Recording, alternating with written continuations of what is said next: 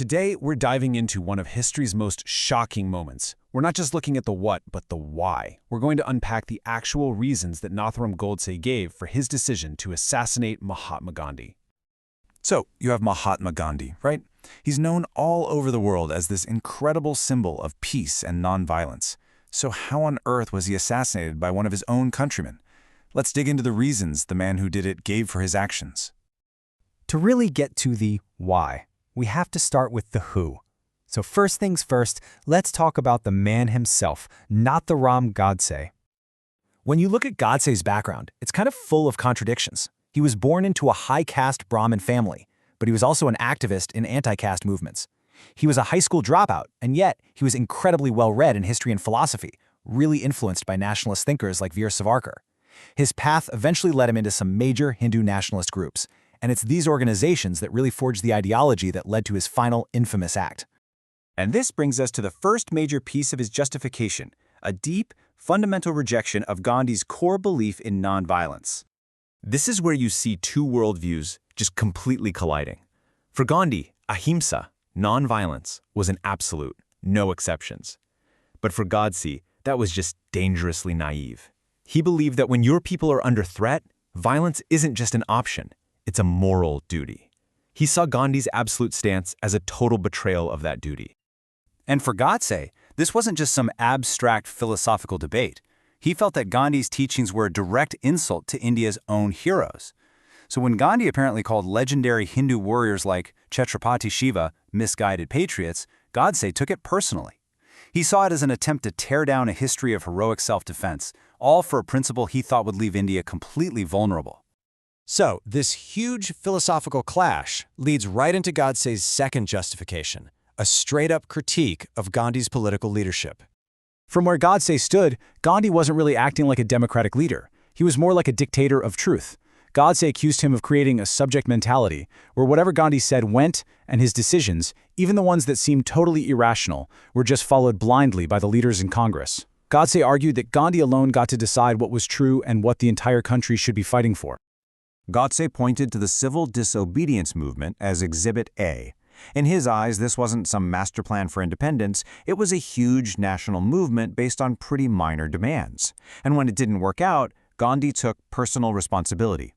Godse didn't see that as humility, he saw it as an admission that the whole strategy, which Gandhi had come up with on his own, was flawed from the start.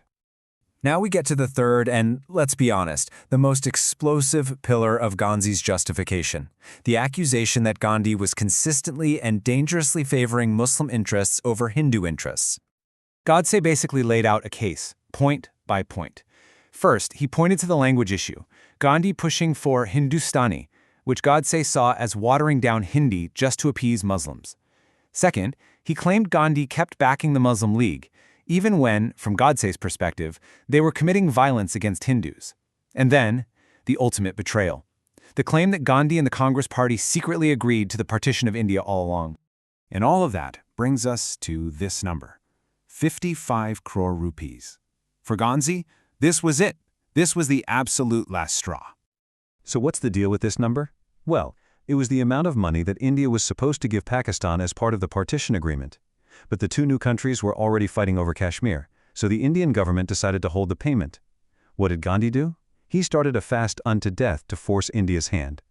To Godse, this was just unthinkable, a total act of betrayal, forcing a bleeding India to basically fund its own enemy. This final act led Godse to a truly devastating conclusion. In his mind, Gandhi was no longer the father of India. Through that fast, he had become something else entirely. In Godse's own words, he had become the father of Pakistan. And if you look at the timeline here, you can see just how fast this all happened. The wounds of partition in August 1947 were still fresh. Then, in January 1948, Gandhi starts his fast. Just a handful of days after the fast succeeds and the payment is approved, Godse acts. In his mind, the line connecting those events was direct and it was short. So, all of this led to the trial.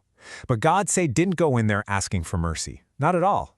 He used that courtroom as his final stage to give his unrepentant justification to the world. He stood up in court and he owned it completely. He was crystal clear. This was not a crime of passion. It wasn't about personal hatred. He argued that it was a cold, calculated political act, a terrible but necessary duty that he felt he had to carry out to save India's future from what he saw as Gandhi's destructive influence. And he was ready for the consequences. In his statement, he basically said, "I don't want your mercy. I don't want a lighter sentence." He believed so fiercely in his cause that he was prepared to die for it, seeing himself not as a common criminal, but as a martyr for his vision of India. And just when you think the story couldn't get any more complicated, there's one last pretty stunning layer. The source material claims that Dr. B.R. Ambedkar, a key architect of India's constitution and often a fierce critic of Gandhi, actually tried to get Godse's death sentence changed to life in prison. It's a really fascinating footnote to an already tangled history. So where does that leave us? Well, with this question. You have two men, both of whom saw themselves as patriots, both driven by these incredibly deep beliefs about what was best for India, but their visions for the country just could not coexist. Was this an act of pure evil?